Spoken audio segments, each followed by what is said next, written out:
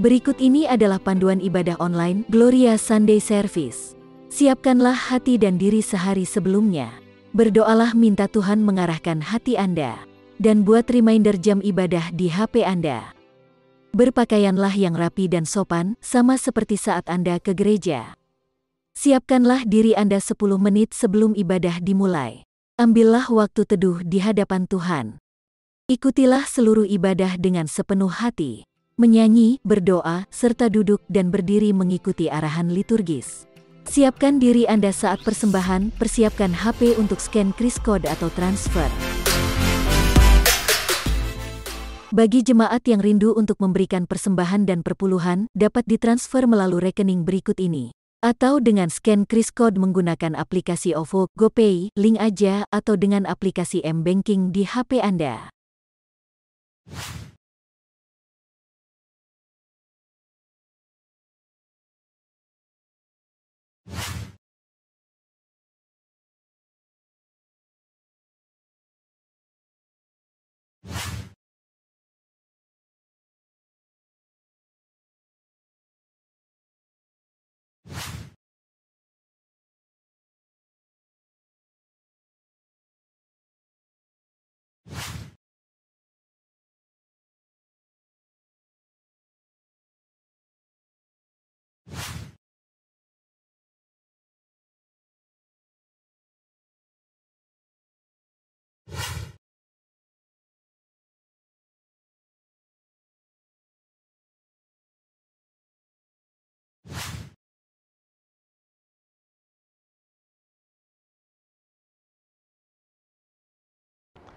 Shalom Jemaat GKA Gloria yang terkasih, kami menyambut saudara sekalian dimanapun Anda berada.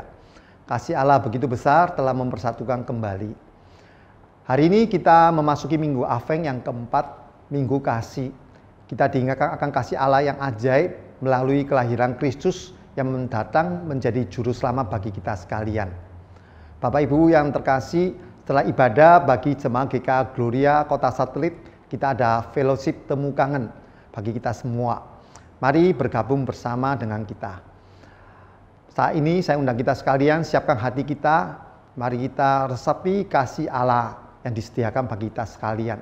Selama beribadah, Tuhan memberkati.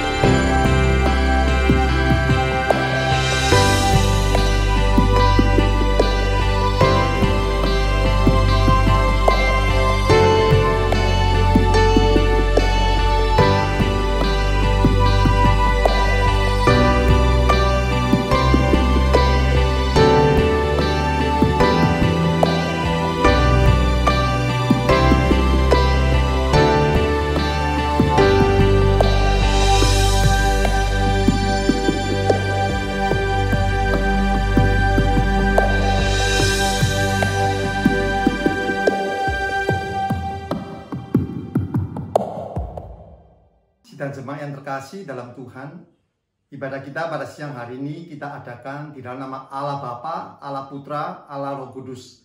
Kiranya kasih karunia Tuhan menyertai kita sekalian dari awal sampai akhir. Amin. Mari Bapak Ibu dan saudara sekalian, kita memasuki ibadah pada pagi hari ini. Kita mau menaikkan puji-pujian bagi Allah Tritunggal. Hormat diberi.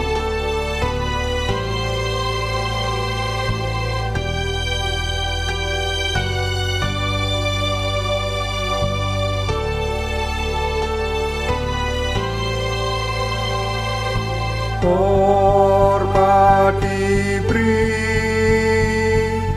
bagi Bapa, Anak, dan Roh Kudus, dari mula sampai sekarang dan seterusnya.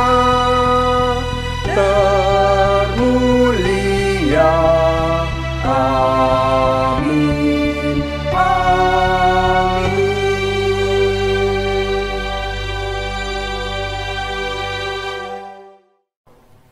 Aku mau bersyukur kepadamu di antara bangsa-bangsa, ya Tuhan.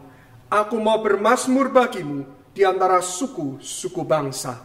Sebab kasih setiamu besar sampai ke langit, dan kebenaranmu sampai ke awan-awan.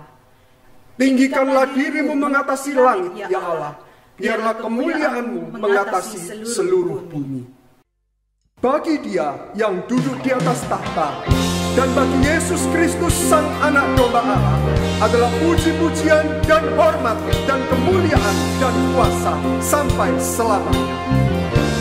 Bagi Dia segala pujian, hormat serta syukur kekal selamanya.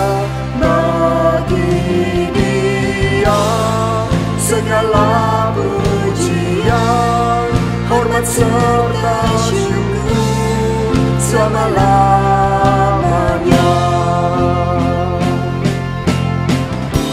Bagi Dia segala pujian, hormat serta syukur kekal selamanya.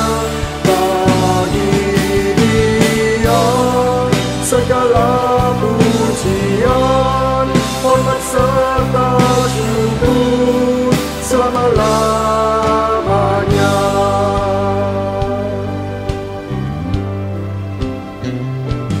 Kau sungguh indah, tiada paranya, sungguh menakjubkan, sungguh ajaib untuk dimengerti, lebih dari semua yang ada. Hikmat-Mu tiada terselami, kasih-Mu dalam tak terduga. Kau sungguh indah, tiada paranya, mulia dan berkuasa. Ku kagum hormat akan Engkau, ku kagum hormat akan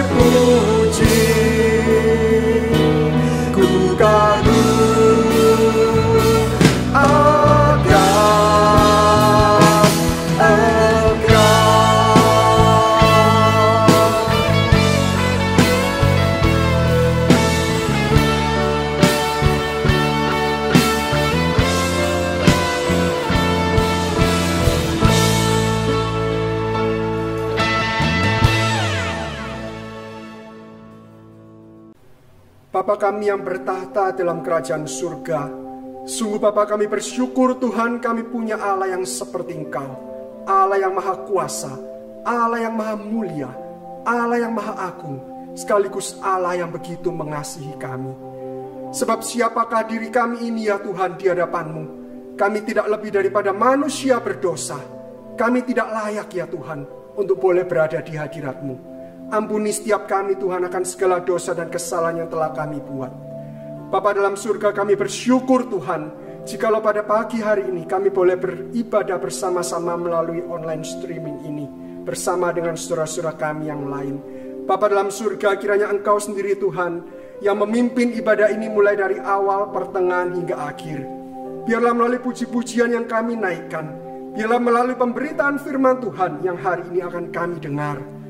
Bapa, kami boleh memperbarui sekali lagi komitmen kepada Engkau untuk lebih dan mengasihi Engkau lagi. Di dalam nama Yesus Kristus, Tuhan dan Juru Selamat kami yang hidup, kami berdoa dan mengucap syukur. Amin. Karena semua orang telah berbuat dosa dan telah kehilangan kemuliaan Allah, dan oleh kasih karunia telah dibenarkan dengan cuma-cuma karena penebusan dalam Kristus Yesus. Bapak, Ibu, dan saudara sekalian, demikianlah berita anugerah yang kita terima pada pagi hari ini.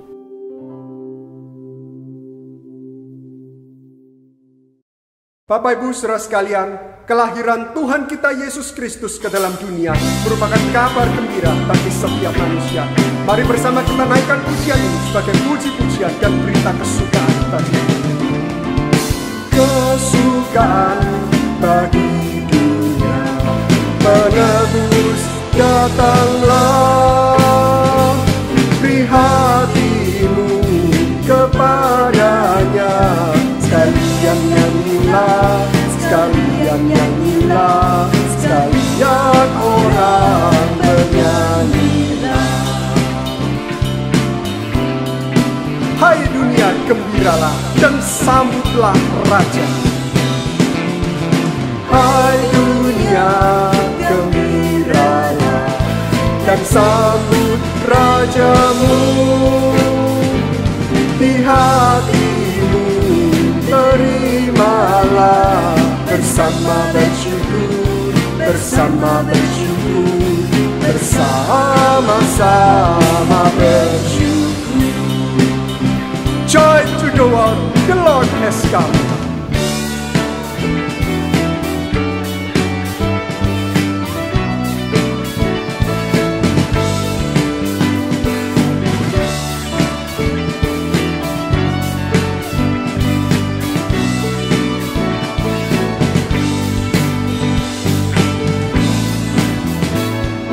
Joy to the world, the Lord has come.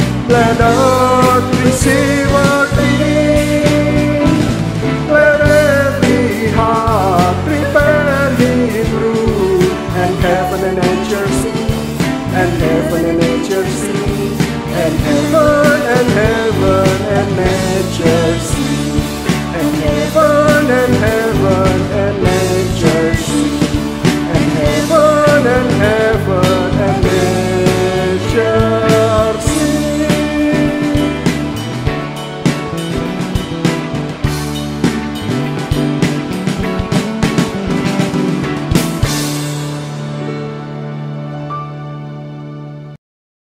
Desember telah tiba.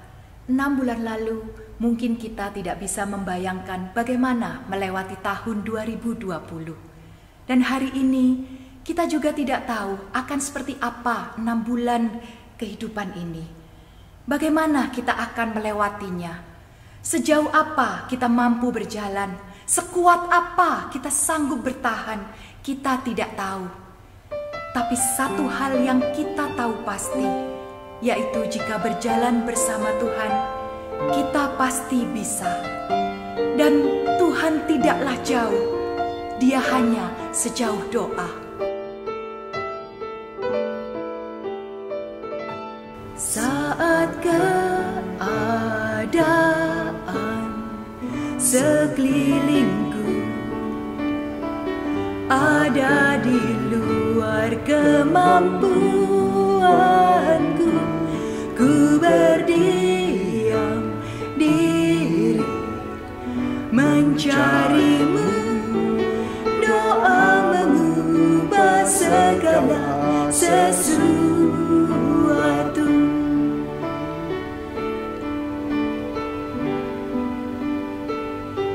Saat kenyataan di depanku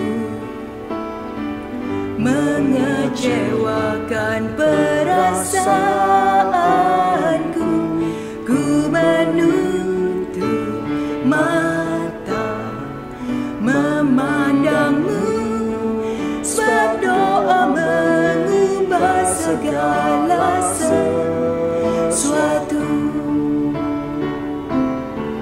Doa orang benar bila didoakan dengan yakin besar kuasa-Nya,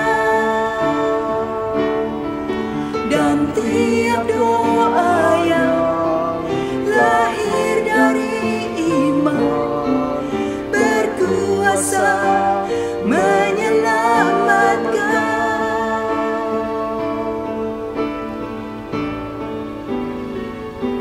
Seperti mata air di tangan-Mu, mengalir kemanapun Kau mau. Tiada yang mustahil di mata-Mu. Doa mengubah segala sesuatu. Percaya dan datanglah pada Tuhan, berpeganglah hanya kepada Dia. Saat kenyataan di depanku mengecewakan perasaanku, ku menutup mata memandang-Mu, sebab doa mengubah segala sesuatu. Sebab Tuhan ada, Dia hanya sejauh doa. Doa orang benar bila didoakan dengan yakin besar kuasa-Nya. Ya Tuhan, kami percaya, dan tiap doa yang lahir dari iman berkuasa menyelamatkan. Terima kasih Tuhan, dalam tangan-Mu kami berserah. Seperti mata air di tangan-Mu, mengalir kemanapun Kau mau. Tiada yang mustahil di mata-Mu. Doa mengubah segala sesuatu. Doa mengubah segala sesuatu. Sebab doa mengubah segala sesuatu.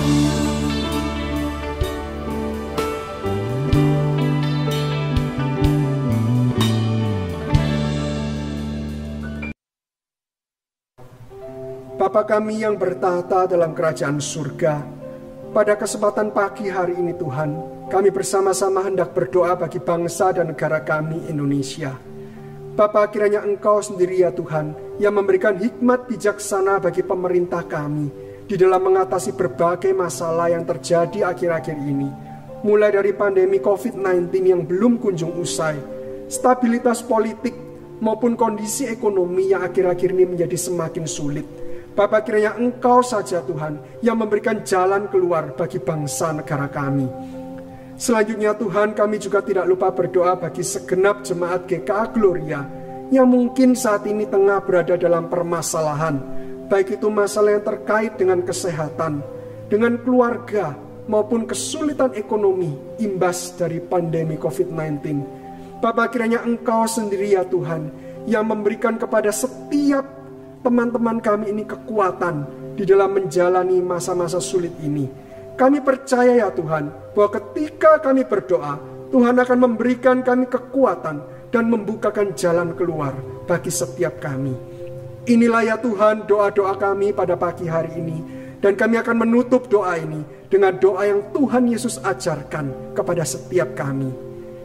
Bapa kami yang di surga, dikuduskanlah namamu, datanglah kerajaan-Mu, jadilah kehendak-Mu di bumi seperti di surga. Berikanlah kami pada hari ini makanan kami yang secukupnya, dan ampunilah kami akan kesalahan kami, seperti kami juga mengampuni orang yang bersalah kepada kami. Dan janganlah membawa kami ke dalam pencobaan, tetapi lepaskanlah kami daripada yang jahat, karena Engkaulah yang empunya kerajaan dan kuasa dan kemuliaan sampai selama-lamanya. Amin. Mari bersama-sama dengan umat Kristen di segala zaman dan juga di seluruh penjuru dunia, kita mengikrarkan pengakuan iman rasuli. Aku percaya kepada Allah, Bapa yang Maha Kuasa, Khalik langit dan bumi, dan kepada Yesus Kristus, anaknya yang tunggal, Tuhan kita, yang dikandung dari Roh Kudus, lahir dari anak darah Maria, yang menderita sengsara di bawah pemerintahan Pontius Pilatus, disalibkan, mati dan dikuburkan, turun ke dalam kerajaan maut. Pada hari yang ketiga, bangkit pula dari antara orang mati, naik ke surga, duduk di sebelah kanan Allah, Bapa yang Maha Kuasa, dan dari sana ia akan datang untuk menghakimi orang yang hidup dan yang mati. Aku percaya kepada Roh Kudus, gereja yang kudus dan am, persekutuan orang kudus, pengampunan dosa, kebangkitan tubuh, dan hidup yang kekal. Amin. Bapak, Ibu, dan saudara sekalian, kini tiba saatnya bagi kita untuk mempersiapkan hati mendengarkan pemberitaan firman Tuhan pagi hari ini. Biarlah hati kita boleh menjadi seperti rusa yang rindu akan aliran sungai. Mari bersama-sama kita naikkan pujian ini, seperti rusa yang haus akan aliran sungai. Seperti rusa yang haus, rindu aliran sungai-Mu.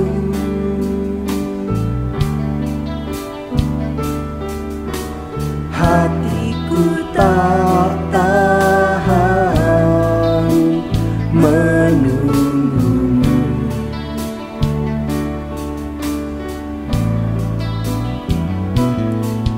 Bagai padang gersang menanti datangnya hujan, begitupun jiwaku, Tuhan. Inilah kerinduan hati kami, Tuhan. Hanya Engkau,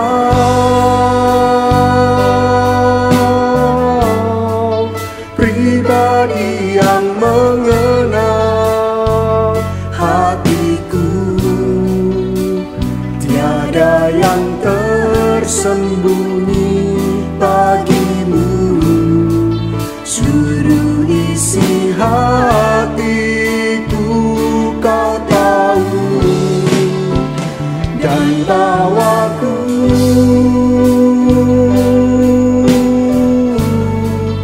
untuk lebih dekat lagi padamu,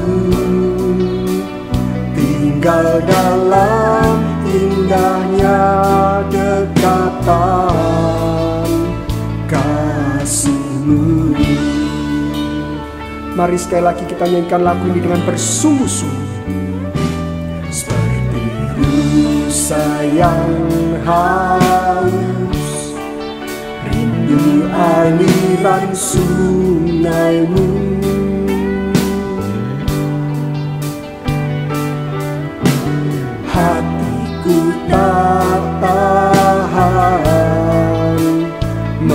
menunggumu bagaikan padang gersang, bagai padang gersang menanti datangnya hujan. Begitupun jiwaku, Tuhan. Ya Bapa, inilah kerinduan hati setiap kami Tuhan. Hanya Engkau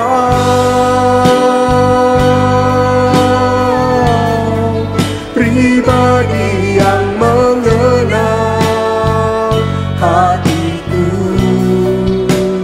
tiada yang tersembunyi bagimu. Seluruh isi hatiku Kau tahu, dan bawaku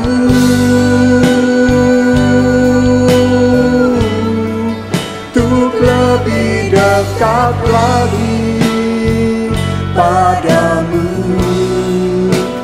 tinggal dalam indahnya dekapan kasih-Mu.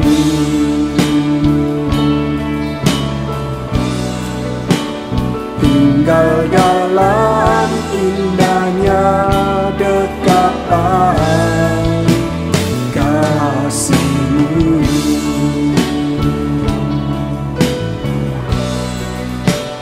Tinggal dalam indahnya dekapan kasih-Mu.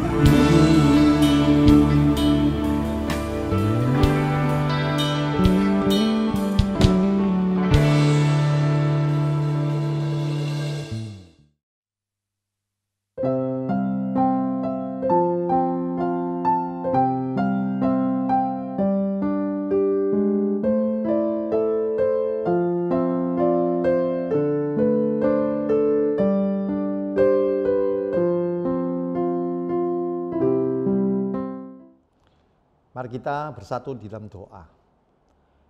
Bapak yang makasih, kami bersyukur kami bisa bersama-sama beribadah kepada Engkau, Allah yang Maha Kasih, Allah yang Maha Kuasa, Allah pemelihara hidup kami, Allah yang sempurna adanya. Saat ini kami belajar firman-Mu. Tuhan, pakailah hamba-Mu dalam segala keterbatasannya Tuhan. Karena Engkau Allah yang begitu agung dan mulia, dan hamba-Mu ini begitu kecil, terbatas. Dan kiranya Engkau berkenan memakai hamba-Mu dalam segala kelemahan, kekurangannya, boleh memberkati banyak orang. Terima kasih Tuhan, kami serahkan waktu ini ke dalam tangan kasih-Mu. Di dalam nama Tuhan Yesus kami berdoa. Amin. Amin. Bapak Ibu, saudara sekalian, tema kita pada hari ini adalah rencana Allah tak dapat gagal. Rencana Allah tak dapat gagal. Bapak Ibu saudara sekalian, berbicara tentang rencana Allah, kita fokuskan pada pribadi Allah terlebih dahulu. Sebagai orang yang percaya kepada Allah, kita beriman, walaupun kita tidak melihat, tapi dalam iman kita, pada umumnya semua orang beragama dan percaya Allah itu ada. Allah adalah pribadi yang maha kuasa, maha kasih, maha tahu, maha bijak, dan sebagainya. Dengan demikian bisa disimpulkan bahwa kalau Allah demikian, pasti rencananya tidak ada yang gagal. Ya, Dia begitu hebat, Dia tahu semuanya, Dia juga punya kuasa, maka tentu apa yang Dia rencanakan tidak mungkin ada yang gagal, bukan Bapak Ibu saudara sekalian. Tapi yang menjadi kesulitannya buat kita sekalian, manusia yang di dunia ini adalah kenyataan hidup kita di dunia ini dipenuhi dengan kejahatan, dengan penderitaan, dengan ketidakadilan sosial, dengan keterbalikan moralitas. Artinya yang baik bisa jadi jahat, yang jahat bisa jadi baik, karena tergantung orangnya yang ngomong. Sehingga akhirnya manusia itu sulit beriman kepada Allah, sulit percaya ada pribadi yang demikian baik, yang berkuasa atas kehidupan manusia. Maka tidak heran sekarang ada banyak orang menjadi skeptis, ya cuek, nggak mau tahu, ya. atau bahkan menjadi ateis, tidak percaya Allah itu ada. Nah Bapak Ibu saudara sekalian, coba mungkin kita bertanya sedikit ya pada diri kita, pernah enggak Anda kecewa dengan Allah? Anda sudah hidup sekian lama ya, banyak kejadian pengalaman hidup Anda, mungkin Anda saat ini hebat, tapi pernah enggak Anda kecewa dengan Allah? Saya percaya bahwa kebanyakan orang mungkin pernah mengalami kekecewaannya dengan Allah. Termasuk hamba Tuhan sekalipun, termasuk orang yang hebat sekalipun. Di dalam Alkitab juga banyak tokoh mengutarakan hal yang demikian. Bapak Ibu saudara sekalian, atau sebuah pertanyaan yang lebih mendalam lagi, satu langkah lebih maju. Seandainya Anda adalah Allah itu sendiri, yang maha kuasa, yang menciptakan dunia ini dengan isinya, bagaimana Anda akan mengatur dunia ini? Karena saya mendengar banyak manusia yang tidak terima dengan kejadian yang menimpa hidupnya, tidak terima dengan apa yang terjadi, misalnya ada COVID-19 dan lain sebagainya. Dia merasa harusnya begini, harusnya begitu. Artinya seandainya dia menjadi Allah, maka tentu dunia ini lebih baik. Tidak ada kejahatan, ya, tidak ada COVID-19 gitu ya, tidak ada manusia mati kelaparan. Tidak ada ateis, ya dia akan menyatakan dirinya kepada mereka. Saya kira saya bisa memahami hal ini. Kalau saya jadi Allah, mungkin saya juga akan melakukan hal yang sama, Bapak Ibu, Saudara sekalian. Nah berarti apakah kalau Anda menjadi Allah, Anda akan lebih hebat, lebih baik daripada Allah yang ada sekarang ini? Ini pendahuluan kita, Bapak Ibu, Saudara sekalian. Ya kita akan coba menjawab satu-satu. Saya ajak kita sekalian membaca dua ayat firman Tuhan dari kitab Ayub pasal 42 ayat 1 dan 2. Maka jawab Ayub kepada Tuhan, aku tahu bahwa engkau sanggup melakukan segala sesuatu dan tidak ada rencanamu yang gagal. Bapak Ibu, saudara sekalian, apakah Bapak Ibu mengenal sosok Ayub dan ceritanya? Saya berharap teman-teman ya Bapak Ibu yang mengikuti ibadah ini mengerti ya tentang cerita akan Ayub, bagaimana dia adalah seorang saleh yang hidupnya tidak bercacat, tetapi diizinkan Tuhan mengalami banyak penderitaan. Sehingga Ayub bergumul karena waktu itu Tuhan belum menyatakan dirinya kepada dia. Ayub merasa juga Tuhan berlaku tidak adil dalam hidupnya dan dia merasa hidupnya sia-sia, lebih baik dia mati, hidupnya nggak ada artinya. Bahwa orang baik mengalami banyak penderitaan, orang jahat bisa lancar dan lain sebagainya. Itu yang juga persis ditanyakan Ayub pada sebelumnya, kenapa hal demikian terjadi. Namun di akhir cerita Ayub, Tuhan menjawab dia. Tapi herannya Tuhan tidak menjawab kenapa kamu menderita, apa yang saya rencanakan. Karena ada iblis di balik semua ini. Allah tidak menjawab demikian. Justru Allah hanya memperlihatkan kepada Ayub bagaimana dia menciptakan dunia ini. Ya hanya beberapa bagian lah, tidak dijawab dengan detail. Tapi Tuhan menciptakan bintang di langit lah, binatang-binatang tertentu Tuhan ciptakan dan sebagainya. Dan pada akhirnya Ayub mendadak sadar bahwa Tuhan itu betul-betul maha kuasa. Tidak ada rencana Tuhan yang gagal. Dia juga yakini Tuhan itu baik. Dan dia sadar bahwa dia kecil, tidak ada artinya. Dia sadar dia kecil tidak ada arti, bukan berarti bahwa oh Tuhan besar, dia kecil, dia boleh dibuat semena-mena oleh Tuhan, dibuat mainan oleh Tuhan. Bukan itu maksudnya. Tapi dia sadar bahwa Tuhan itu begitu bijaksana, begitu sempurna, begitu merancang segala sesuatu dengan begitu hebatnya. Maka apa yang dia alami itu gak ada artinya. Itu tidak akan menjadi sebuah alasan bahwa oh Tuhan itu gak baik, oh Tuhan itu gak berkuasa, atau menjadi alasan buat dia itu merasa Tuhan itu tidak ada, tidak fair, ataupun tidak baik dan sebagainya. Ayo sadar. Dia juga berkata lebih baik saya diam. Ya.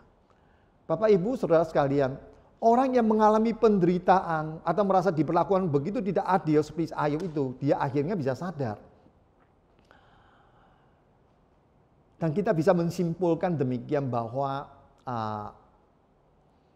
tidak ada, jadi Allah tetap Allah yang maha kuasa, Allah tetap adalah Allah yang maha kasih. Namun tidak ada masalah penderitaan manusia itu dengan Allah yang maha kuasa dan Allah maha kasih itu. Tidak ada hubungan yang maksudnya bisa menggagalkan antara sifat Allah demikian kalau ada kejahatan di dunia ini, Bapak Ibu Saudara sekalian. Contohnya saya ambil Lukas 15. Kita tahu ada seorang papa yang baik memberikan harta warisannya kepada anak bungsunya. Nah, anak bungsunya ambil warisan daripada papanya, dia meninggalkan rumahnya sehingga dia berfoya-foya, kemudian dia bertemu dengan orang jahat ya ditipu hartanya dan sebagainya, dia mengalami kelaparan, kemudian dia bekerja mau makan makanan babi pun nggak dapat, ya dipukul, dianiaya, akhirnya dia sadar, dia mau bertobat, dia mau pulang. Nah di sini orang tuanya, papanya yang baik, tetap baik sama dia, mengasihi dia, tapi tidak ada hubungan, tidak ada tanggung jawab atas penderitaan maupun kejahatan yang dialaminya. Itu adalah konsekuensi logis daripada anak itu sendiri, hidup yang dia jalani dalam pilihannya. Allah tetap Allah yang maha kuasa, Allah tetap Allah yang maha kasih, walaupun hidup manusia ada penderitaan, ada kejahatan, Bapak Ibu. Itu hal pertama tentang Allah, pribadinya tetap ya. Jadi dia tidak bisa, kita tidak bisa mengatakan bahwa oh Allah itu nggak baik, Allah itu nggak adil, Allah itu nggak berkuasa, tidak. Dia tetap Allah yang sempurna. Sekarang tentang rencana Allah. Nah Bapak Ibu Saudara sekalian, teman-temanku yang terkasih, apakah rencana Allah itu? Apakah ada yang tahu persis? Kalau kita berkata bahwa oh rencana Allah tak dapat gagal. Apakah ada yang tahu? Apakah Anda tahu rencana Allah bagi Anda itu apa? Atau rencana bagi Allah bagi orang lain itu apa? Kalau bagi pribadi kita nggak tahu, apakah rencana Allah bagi gereja? Atau bagi dunia dan bangsa? Bapak Ibu Saudara sekalian, apakah di dalam rencana Allah, dalam Alkitab misalnya, kita menemukan tulisan bahwa oh rencana Allah buat manusia, begitu manusia dilahirkan atau diciptakan, maka dia hidupnya enak, nyaman, senang, gak ada penderitaan, gak ada masalah. Apakah ada pernyataan demikian? Atau lebih khusus lagi untuk orang percaya deh di dalam Tuhan Yesus. Oh kamu begitu bertobat menjadi orang Kristen, kamu akan dibebaskan dari semua masalah. Dan kamu semua apa yang kamu kerjakan pasti lancar, rumah tanggamu akan harmonis ya. Semuanya baik-baik deh, anakmu juga baik, berprestasi dan sebagainya. Apakah ada itu? Mungkin ada orang mengutip ya, ini ayat-ayat yang sangat terkenal. Yeremia 29 ayat 11, saya tidak tulis di sini. Itu adalah apa? Rancanganku adalah rancangan damai sejahtera. Yaitu Tuhan katakan melalui Nabi Yeremia kepada bangsa Yahudi dalam pembuangan di Babel ya. Tapi itu satu sisi, saya katakan itu memang ada konteksnya. Betul, Tuhan merancangkan damai sejahtera. Tapi tidak mengatakan bahwa oh semuanya nyaman, enak, hidup lancar, nggak ada penderitaan, nggak ada kesusahan. Dan jangan lupa dalam Yesaya, Tuhan juga memakai Nabi Yesaya berkata kepada bangsa Israel, orang Yehuda khususnya, bahwa rancanganku bukan rancanganmu, jalanku itu bukan jalanmu, setingginya langit daripada bumi, demikian juga jauhnya, tingginya rencanaku, rancanganku daripada kamu. Ini artinya apa yang kita pikirkan, ya, apa yang kita bayangkan belum tentu sama dengan apa yang Tuhan pikirkan, rencanakan. Itu Bapak Ibu Saudara sekalian. Nah sebaliknya, kalau kita baca Alkitab ya, teman-teman sekalian, Allah justru seringkali memakai nabinya, mulai dari kita Taurat Musa sampai perjanjian lama itu habis selesai Maleaki, Tuhan itu memakai nabinya terus memperingati orang Israel, ya. Ada kerja keras, ada hidup susah payah, ya. Ada relasi yang manusia yang rusak, ada permusuhan, ada penderitaan, ada cobaan, ada hukuman justru karena Tuhan yang menghukum mereka karena dosa mereka. Itu justru yang terus-menerus diulang dari kitab Taurat Musa sampai ke kitab Maleaki. Teman-teman sekalian, ini yang Allah nubuatkan. Bahkan boleh dikatakan juga ini juga bagian daripada rencana Allah. Sehingga kita bisa memiliki sebuah gambaran yang lebih berimbang. Saya percaya Allah punya rencana yang baik bagi manusia. Pasti. Allah tidak ingin melihat manusia menderita. Itu pasti. Tapi di sisi lain, Allah juga mengatakan orang yang berdosa, orang yang meninggalkan Tuhan, mereka hidupnya tidak akan tenang. Itu yang terjadi pada umat pilihan. Apalagi orang tidak mengenal Allah, pasti juga mereka hidupnya tidak akan tenang dan tidak akan sukses. Bapak Ibu, Saudara sekalian, kita fokuskan kembali kepada rencana Allah. Kalau saya baca Alkitab, secara garis besar, big plan atau rencana besar Allah di dalam Alkitab hanya satu. Baik PL maupun PB yang menyatukan ini adalah rencana Allah menyelamatkan manusia dari dosa. Rencana Allah menyelamatkan manusia daripada belenggu dosa. Karena sejak awal Alkitab mulai bercerita tentang penciptaan manusia, di dalam Kejadian pasal 3 itu menceritakan tentang kejatuhan manusia ke dalam dosa dan akibatnya yang buruk itu akan ngikut. Itulah sebabnya Allah punya rencana yang agung dan mulia untuk menyelamatkan manusia. Dan kitab terakhir daripada Perjanjian Baru yaitu Wahyu dan juga pasal-pasal terakhir di mana Allah tinggal bersama dengan umatnya. Itu adalah penggenapan. Itu adalah di mana umat Tuhan sungguh mengalami satu penebusan, sebuah keselamatan yang betul-betul total, ya, yang betul-betul dibangkitkan dengan tubuh yang baru hidup bersama dengan Allah. Bapak Ibu Saudara sekalian, Allah punya rencana. Misalnya kita katakan kerinduan Allah adalah menyelamatkan semua manusia. Tapi kenyataan kita lihat, bukan, di dunia ini nggak semua orang mau percaya kepada Tuhan. Tidak semua orang mau percaya kepada Tuhan Allah yang satu-satunya melalui jalan Yesus Kristus. Allah ingin menyelamatkan semua manusia. Tapi tidak semua manusia dapat diselamatkan. Nah, bagi teman-teman sekalian, Bapak Ibu sekalian, apakah ini artinya rencana Allah yang gagal? Ini pertanyaan pribadi. Ya. Allah mau menyelamatkan semua manusia, tapi tidak semua manusia dapat diselamatkan. Apakah itu rencana Allah itu gagal? Saya membuat sebuah jembatan yang menghubungkan satu tempat ke tempat lain, misalnya Surabaya dengan Madura, dan melalui jembatan itu, supaya orang yang lewat jembatan itu bisa selamat sampai. Tapi ada orang nggak mau pakai jembatan, dia mau berenang, dia mau pakai perahu kecil, ya, dia mau pakai pesawat misalnya, merasa lebih canggih, dia mau pakai mobil, tapi nggak mau langsung diterjang ke air. Nah, apakah itu berarti rencana saya membuat jembatan itu gagal? Teman-teman bisa jawab sendiri.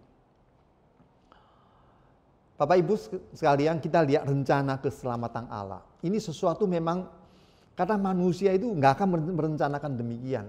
Tapi melalui rencana Allah ini, kita mudah-mudahan bisa belajar memahami pribadi Allah dan rencananya yang jauh melampaui kita. Yaitu katakan setinggi langit dan kita masih di bumi. Kita lihat misalnya dalam pribadi Tuhan Yesus. Kita percaya bahwa Yesus adalah anak tunggal Bapa diberikan kepada manusia untuk menggenapi rencana keselamatan Allah. Ya, rencana Allah ini di dalam Alkitab satu-satunya yang kita tahu semua dengan pasti, di dalam Kristus ada keselamatan. Dan Kristus adalah penggenapan rencana Allah. Nah, kita lihat ini sesuatu yang memang ironis kalau kita bagi manusia. Allah datang ke dunia ini. Nah, kita ini bulan Desember, bulan Natal nih, Yesus lahir di dunia, ya, dalam kelahirannya. Apa yang terjadi? Justru Yesus lahir gak lama, ada Raja Herodes mau bunuh dia. Dia hampir mati kalau nggak melarikan diri ke Mesir. Kelihatannya seperti itu kan? Ya. Sangat banyak hal ironi lah. Dia lahir di kandang binatang. Dia waktu itu dari mamanya ya, harus jalan begitu jauh gitu ya. Nggak ada tempat buat mereka dan lain sebagainya. Jadi sejak kelahirannya itu seolah-olah hampir saja dia bisa mati. Karena ada bahaya maut. Bahkan sebelumnya Yusuf itu mau ceraikan Maria. Ya, bisa aja itu. Wah, sesuatu yang di luar bayangan manusia terjadi. Kalau Maria sampai diceraikan oleh Yusuf, mungkin Maria bisa ditangkap oleh orang, bisa dibunuh. Karena dia anggap hamil di luar nikah. Kemudian pada waktu mulai Yesus mulai memberitakan Injil, ada mulai pelayanannya. Yesus mengalami begitu banyak penolakan. Bayangkan dia seorang guru mengajar tentang firman Tuhan kebenaran. Tapi yang menolak paling keras adalah justru dari kalangan orang-orang yang berpendidikan di dalam hukum Taurat. Orang-orang pemimpin agama yang menolak dia. Kadang-kadang juga anggota keluarganya dia juga menolak dia. Tidak percaya pada dia. Ironi bukan? Dan kita melihat lagi. Yesus mengalami penderitaan. Kalau dia ditangkap oleh musuhnya, membuat dia menderita, kita masih bisa memahami. Tapi justru apa? Yesus dikhianati oleh muridnya sendiri. Dia disangkal oleh murid, boleh dibilang kebanggaan yang murid utamanya, Petrus. Kemudian dia juga dikhianati oleh bendahara kepercayaannya, yaitu Yudas Iskariot. Aneh bukan? Ini apakah rencana Allah? Ya saya juga nggak tahu. Tapi jelas bahwa Yesus penggenapan rencana Allah itu terjadi demikian. Dan kemudian Yesus juga mati, mengalami kematian. Secara sejarah musuh-musuhnya akan tertawa. Banyak waktu Yesus disalibkan, banyak orang mentertawa Yesus. Kalau engkau anak Allah, ayo turun, kami mau percaya. Ya di mana Allahmu? Ayo selamatkanlah dirimu. Namun dia nggak berdaya. Dia tergantung di atas kayu salib. Bahkan dia berseru kan, Eli, Eli lama sabachthani. Orang mengira dia akan memanggil Elia. Mana Elia? Mana Allahnya? Nggak ada. Dan dia mati, dia gagal. Kalau kita lihat bahwa seolah-olah Yesus anak Allah, Tuhan yang datang menjadi manusia ini, dia alami hal-hal demikian. Dari kelahirannya, pelayanannya, penderitaannya, kematiannya, semuanya menunjukkan dia nggak ada artinya gagal. Tapi yang luar biasa adalah apa? Kalau bagi manusia itu gagal, nggak ada artinya, nggak ada hebatnya gimana. Selama hidupnya, kalau muridnya resmi cuma 12 orang, dia nggak punya pasukan, nggak punya uang, nggak punya peninggalan apapun juga. Matinya pun dikubur di kuburan pinjaman orang. Tetapi teman-teman sekalian, Allah cukup membuat satu peristiwa aja, Yesus bangkit dari kematian. Itu mengubah semuanya. Pandangan orang tentang kelahirannya, pelayanannya, penderitaannya, bahkan kematiannya berubah. Allah cukup satu gitu dibalikkan gitu, satu peristiwa aja dibuat dibalik, semuanya jadi berubah. Inilah dikatakan Alkitab bahwa manusia boleh punya rencana dan pikiran. Oh harusnya begini, kita harusnya kalau Allah, saya jadi Allah, saya mau ngaturkan demikian. Tapi bagi Allah belum tentu. Allah kelihatan mengizinkan kejahatan merajalela, mengizinkan ketidakadilan sosial, mengizinkan hal-hal yang buruk terjadi. Satu sisi kelihatan Allah itu nggak berdaya, nggak bisa apa-apa. Dia bukan Allah yang maha kuasa atau maha kasih. Tapi teman-teman percayalah, pada waktunya Tuhan cukup melakukan satu peristiwa, semua akan terbalik. Itulah Allah yang melampaui. Sebuah contoh, misalnya saya katakan bahwa pada waktu di Matius pasal 16 ada sebuah peristiwa di mana Petrus dengan luar biasa mengaku Yesus adalah anak Allah, ya, Mesias, anak Allah yang hidup. Wah, luar biasa. Pengakuan Petrus ini mendapatkan sebuah pujian yang luar biasa daripada Tuhan Yesus. Tapi Tuhan Yesus memang mengatakan bahwa bukan kamu yang bisa berkata demikian, tapi adalah Allah yang menyatakan pada kamu. Nah, tidak lama daripada itu, Petrus membuat sebuah lagi statement yang membuat Tuhan Yesus memarahi dia. Mengatakan kamu sedang diperdayai oleh iblis. Enyalah kamu iblis, karena kamu memikirkan apa yang dipikirkan oleh manusia, bukan apa yang dipikirkan oleh Allah. Kok bisa begitu? Jadi kita semua bisa memiliki sebuah pengakuan iman yang benar tentang Tuhan Allah, tentang Yesus. Tapi belum tentu implikasinya kita benar. Sama seperti iblis. Dia percaya Allah, dia gendar. Dia percaya Allah itu maha kuasa. Dia pun takut. Tapi hidupnya belum tentu benar. Nah demikian juga kita. Kita bisa percaya Allah itu maha kuasa, maha kasih, Allah itu punya rencana yang baik. Tapi belum tentu implikasi dalam hidup ini, cara kita berpikir tentang cara Allah bekerja itu bisa sama, benar. Ternyata Petrus tahu Yesus adalah anak Allah, tapi Petrus tidak memahami cara Allah bekerja untuk keselamatan. Bagi dia Yesus nggak boleh menderita, Yesus nggak boleh ditangkap, Yesus nggak boleh disalibkan. Tapi Yesus memberitakan hal demikian. Dia mau melarang Yesus. Dia merasa itu bukan hal yang baik. Dia merasa itu rencana yang salah, yang gagal. Tapi justru itu yang Allah rencanakan. Bapak, Ibu, saudara sekalian, teman-temanku yang terkasih, rencana Allah untuk menyelamatkan manusia tidak dapat gagal.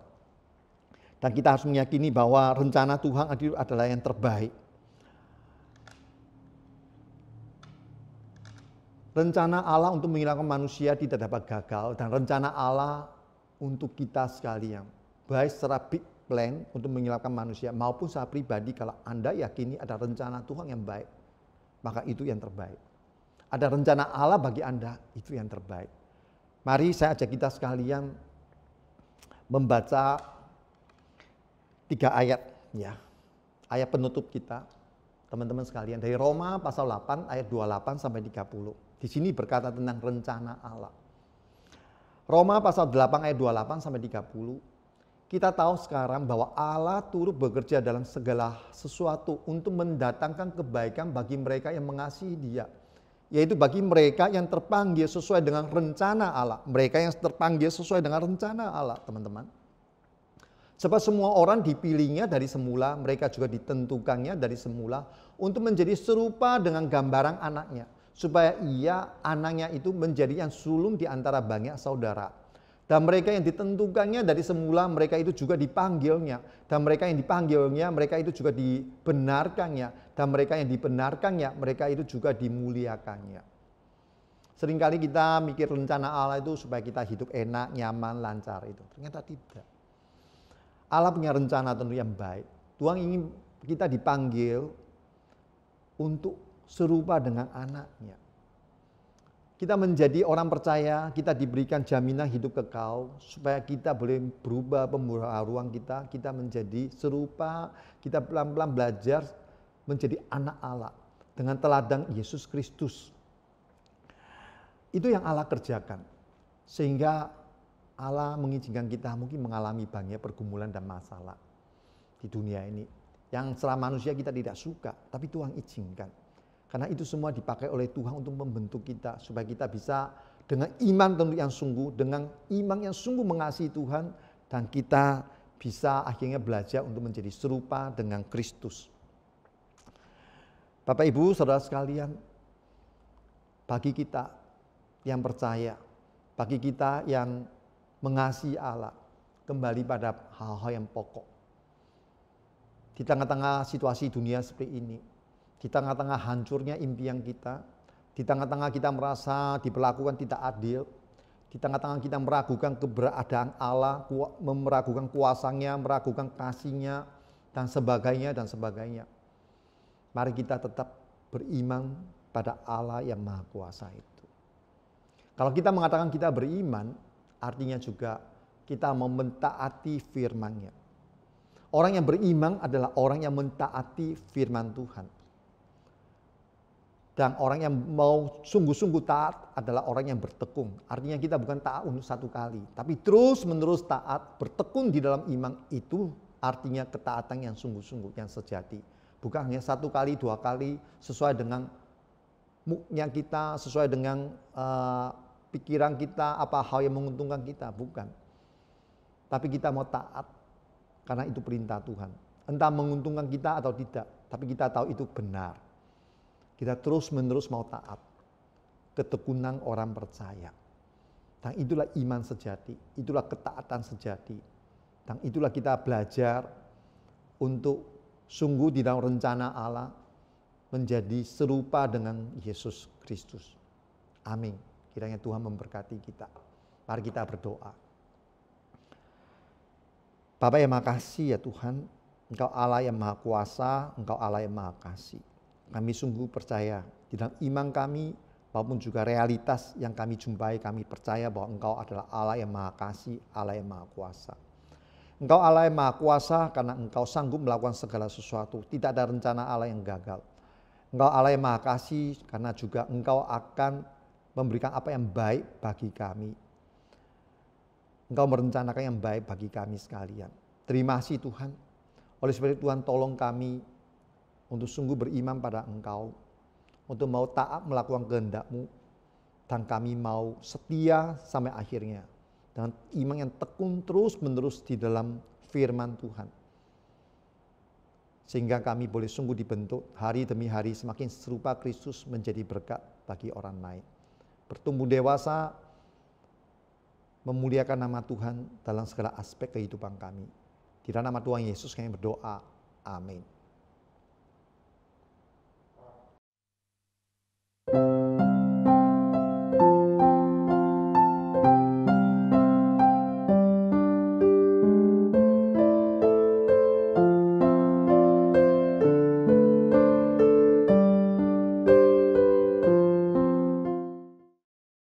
Sesungguhnya anak darah itu akan mengandung dan melahirkan seorang anak laki-laki. Dan mereka akan menamakan dia Immanuel, yang berarti Allah menyertai kita. Mary, did you know that your baby boy would one day walk on water? Mary, did you know that your baby boy would save our sons and daughters? Did you know that your baby boy has come to make you new? This child that you've delivered will soon deliver you. Mary, did you know that your baby boy will give sight to a blind man? Mary, did you know that your baby boy will calm a storm with his hand? Did you know that your baby boy has walked where angels rode? When you kiss your little baby, you kiss the face of God. Mary, did you know? Mary, did you know?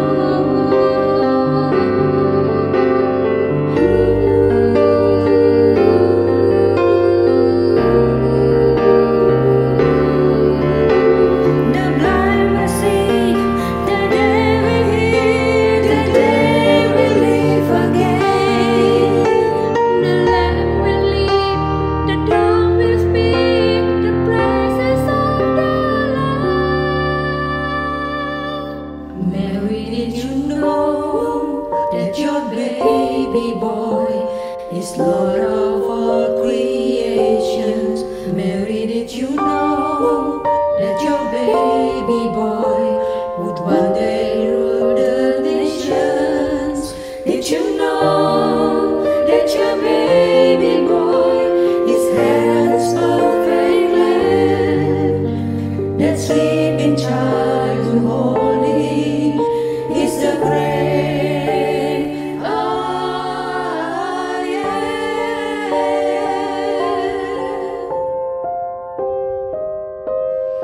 Mary, did you know?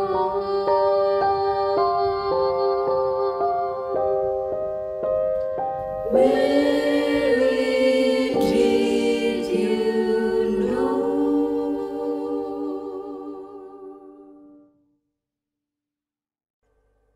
Mari Bapak Ibu sekalian, kita bersama-sama mempersiapkan hati kita untuk memberikan yang terbaik bagi Tuhan.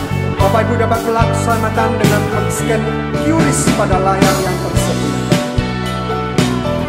Dengar malaikat nyanyi, suaranya berkumandang. Dengar malaikat nyanyi, suaranya berkumandang. Kidung-kidung surgawi, sukacita menggema.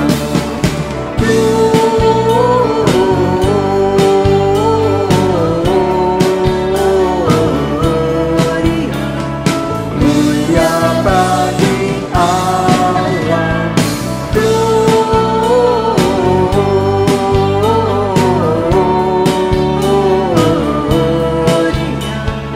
Mulia bagi Allah.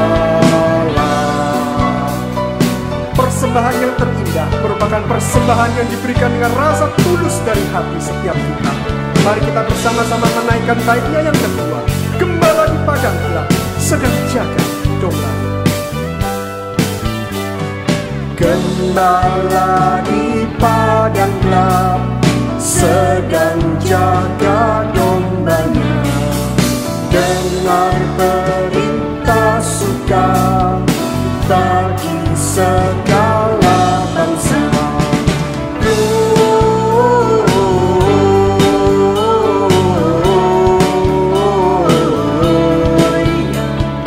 Mulia bagi Allah.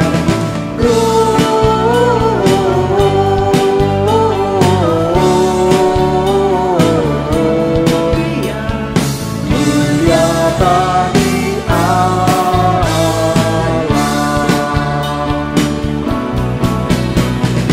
Bersama ke Bethlehem melihat bayi mulia, bertelut dan menyembah Juru Selamat manusia.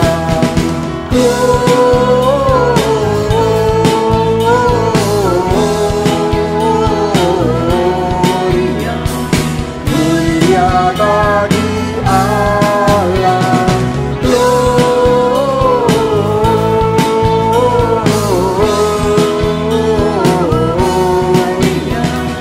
Mulia bagi Allah. Mulia bagi Allah. Mulia bagi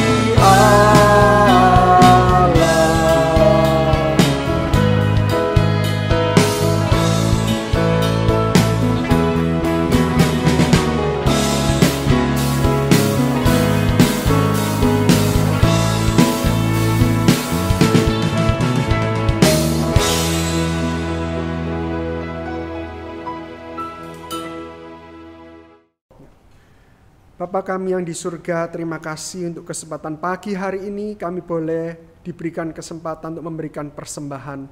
Bapa di surga, kami bersyukur Tuhan ketika pada hari ini kami diberikan kesempatan ini. Karena kami tahu Tuhan bahwa apa yang Tuhan berikan pada kami jauh melampaui dari apa yang kami persembahkan pada pagi ini.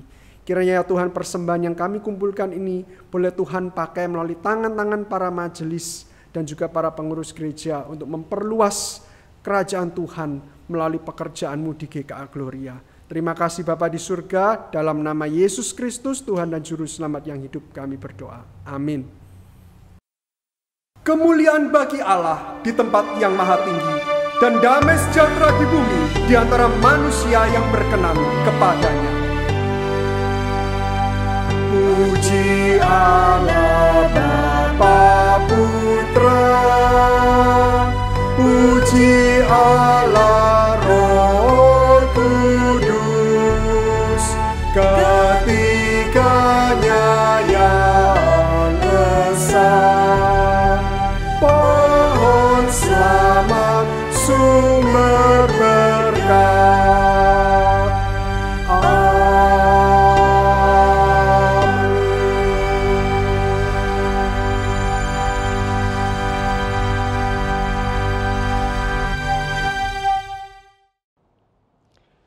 Kiranya kasih karunia Allah menyertai Bapak Ibu saudaraku sekalian.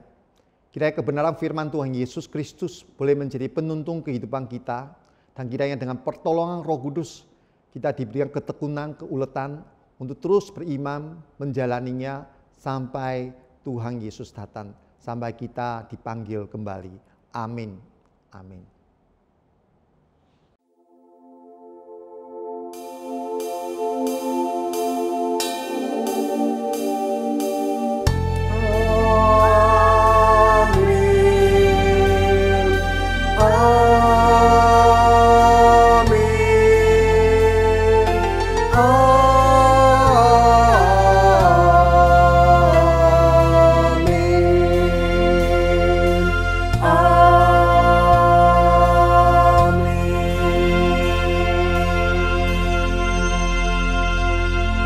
Ibadah kita telah usai, silakan duduk, doa teduh, kebaktian selesai. Selamat hari Minggu, Tuhan Yesus memberkati.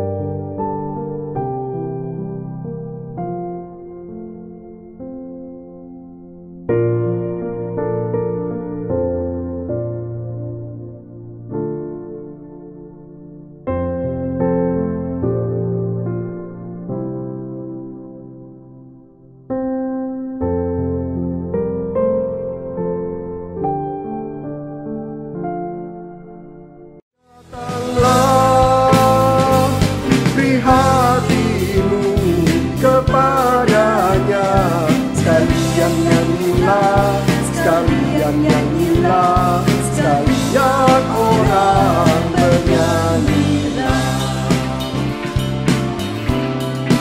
Hai dunia, gembiralah dan sambutlah Raja. Hai dunia,